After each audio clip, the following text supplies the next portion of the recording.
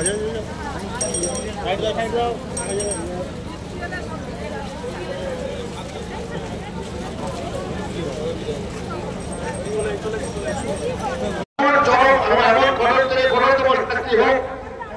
করে এই কাজ দ্বিতীয়বার কেউ না করার সাহস না পায়।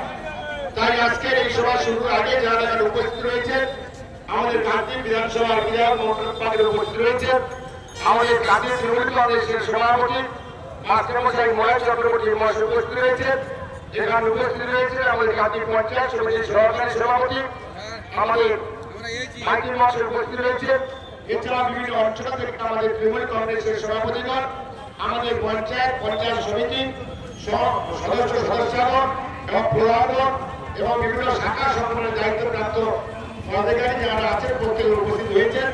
এছাড়া উপস্থিত রয়েছেন আমাদের দূর দূরান্ত থেকে বিভিন্ন অঞ্চল থেকে যারা আমরা মায়েরা এসছেন, আমাদের অভিভাবক এসছেন, আমাদের তৃণমূল কংগ্রেসের সৈনিকগণ এসছেন। প্রত্যেকে আমরা নতমস্তকে শ্রদ্ধা ভালোবাসা শুভেচ্ছা অভিনন্দন জানাচ্ছি। আজকে যে ঘটনাকে কেন্দ্র করে সারা পশ্চিমবাংলার বিরোধীরা অর্থাৎ বিজেপির এমন যে দল নেই, তারা শান্ত করার চেষ্টা করছে, তাদের প্রতিবাদ প্রকাশ করে আমাদের এই সমাবেশ আমরা যারা আছি আজকে সোশ্যাল মিডিয়া করছি বা যারা করেননি তার উদ্দেশ্যে বলবো, আপনারা সোশ্যাল মিডিয়ার মাধ্যমে ভুয়া সোশ্যাল মিডিয়ার মাধ্যমে আমাদেরকে নানানভাবে বিভ্রান্ত করার চেষ্টা করছে, বাংলাকে অশান্ত করার চেষ্টা করছে, সোশ্যাল মিডিয়ার মাধ্যমে প্রতিবাদ করতে হবে। তাই আমরা আমাদের একটাই দাবি, সিবিআইয়ের কাছে একটাই দাবি, এই বিচারের দায়িত্ব আমাদের কারণই নেই। সিবিআই দায়িত্ব নিয়েছে সুপ্রিম কোর্টের তত্ত্বাবধানে, সিবিআই ছেলেকে দেখছে। তাই সিবিআইয়ের কাছে আমাদের একটাই দাবি, সংগঠনের সহকর্মীদের নিয়ে আমাদের ব্লকে আমাদের অবস্থান বিক্ষোভ কর্মসূচি। আগামী দিন আমাদের মহিলা সংগঠনের সমস্ত মা বোনদের নিয়ে ব্যাপকভাবে আমরা বিক্ষোভ কর্মসূচি পালন করব।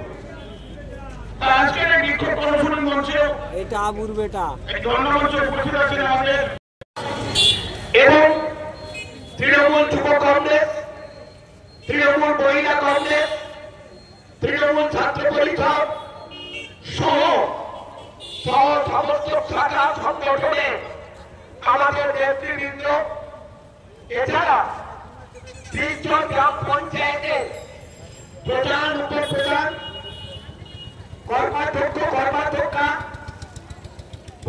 পঞ্চায়েত সমিতির সদস্যা এবং প্রতিটি অঞ্চলে সভাপতিগণ, নেতৃবৃন্দ, মহিলা কর্মীগণ, মা বোনেরা, কান্দি বাজার ব্যবসায়ী সমিতি, কান্দিতে ছোট বড় মাঝারি ব্যবসায়ী বৃন্দ, শুভ শ্রমিক বৃন্দ, সর্বস্তরে এই এলাকার সুধী নাগরিক বৃন্দ, আমি প্রত্যেককে আমার শ্রদ্ধা প্রণাম